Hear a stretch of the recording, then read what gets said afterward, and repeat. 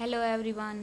आज हम पढ़ेंगे भारतीय संविधान की धारा 30 में शिक्षा के विषय में क्या प्रावधान किए गए हैं।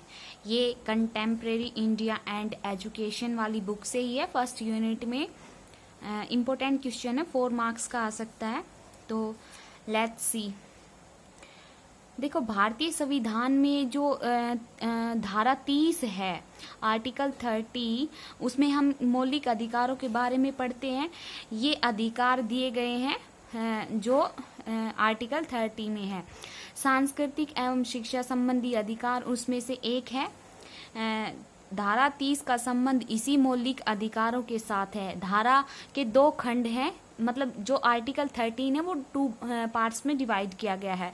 फर्स्टली क्या डिवाइड किया गया है, जो फर्स्टली है उसका संबंध अल्पसंख्यकों के शिक्षा संस्थान खोलने व चलाने के साथ है। देखो, जो भी कुछ लोग होते हैं वो अल्पसंख्यक, छोटे वर्ग के लोग, छोटी जातियों के लोग जो शिक्षा संस्थान खोलते हैं और चलाने से संबंध है। इसी धारा के खंड एक के अनुसार भाषा या धर्म पर आधारित सभी अल्पसंख्यकों को अपनी मर्जी की शिक्षा संस्थान खोलने व चलाने का अधिकार होगा। देखो, कोई भी भाषा के लोग हैं या फिर कोई भी धार्मिक लोग हैं, जैसे ईसाई, हिंदू या फिर अदर भाषा के जो भी लोग हैं, अलग धर्म के लोग हैं, वो अल्पसंख्यकों को पढ़ाने के लिए, उन्हें शिक्षा देने के लिए संस्थाएं खोल सकते हैं।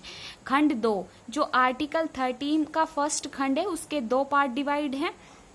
धारा के खंड 2 के अनुसार जो राज्य शिक्षा संस्थान को सहायता देने में किसी शिक्षा संस्था के साथ इस आधार पर भेदभाव नहीं करेगा कि यह किसी धर्म या भाषा पर आधारित अल्पसंख्यक समुदाय के प्रबंधन में है।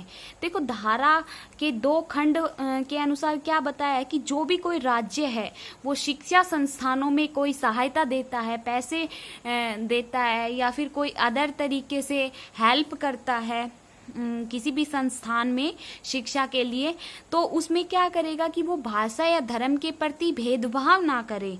ठीक है, उस समुदाय के प्रति और अल्पसंख्यकों के द्वारा जो भी स्कूल या फिर शिक्षा से रिलेटेड कोई भी संस्थान है उसमें इक्वलिटी से वो सहायता प्रदान करे।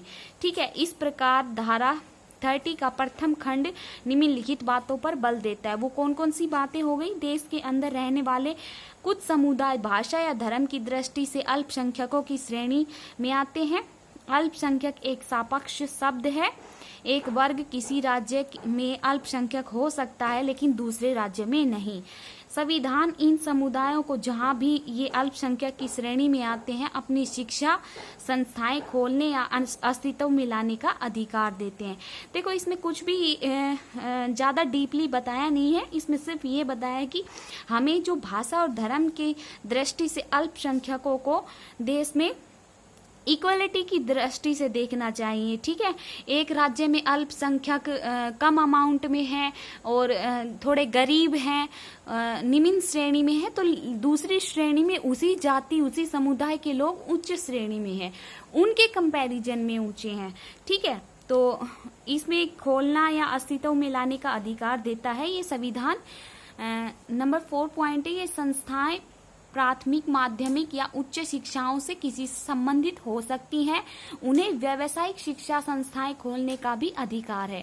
देखो, कोई लोग होते हैं जो प्राइवेट संस्थाएं खोल लेते हैं, उनका भी उन्हें अधिकार होता है। ये अल्पसंख्यक समुदाय अपनी शिक्षा संस्थान खोलकर उनका प्रशासन स्वयं चलाने का भी अधिकार रखते हैं। प्राइवेट स्कूल में जो प्रिंसिपल है वो अपने पैसे से स्कूल खोलता है, उसमें फीस देनी पड़ती है एज कम्पेयर टू गवर्नमेंट। धारा 30 खंड 2, यह खंड का एक विरोधी न होने का पूरक है। यह भाग निम्न बातों पर बल देता है। फर्स्टली कौन सी हो गई कि राज्य द्वारा शिक्षा संस्थानों को दी जा रही सहायता सभी समुदायों द्वारा खोली गई शिक्षा संस्थानों को दी जाएगी। इसमें इक्वलिटी होगी। ठीक है, कोई भी भेदभाव नहीं होगा। किसी शिक्षा संस्थान को सहायता देने से राज्य इसीलिए इनकार नहीं कर सकता कि वह किसी भाषा या धर्म पर आधारित अल्पसंख्यक समुदायों द्वारा चलाई जा रही है। ठीक है, कोई भी जो शिक्षा संस्था है उसको सहायता दे रहा है राज्य, तो उसको सहायता देने से इनकार नहीं कर सकता, चाहे वो किसी भी धर्म का हो या फिर किसी भी भाषा से रिलेटेड हो। अब निष्कर्ष क्या निकल कर आता है? अंत में यह कहा जा सकता है कि भारत एक प्रजातंत्र और धर्मनिरपेक्ष है, अतः यह किसी भी समुदाय के साथ किसी भी प्रकार का भेदभाव नहीं किया जा सकता। इसी आधार पर संविधान की धारा 30 मतलब आर्टिकल 31 एंड 32 में भाषाई व धार्मिक अल्पसंख्यक समुदायों के लोग को अपनी शिक्षा संस्थान खोलने, चलाने व राज्य से सहायता प्राप्त करने का अधिकार देती है।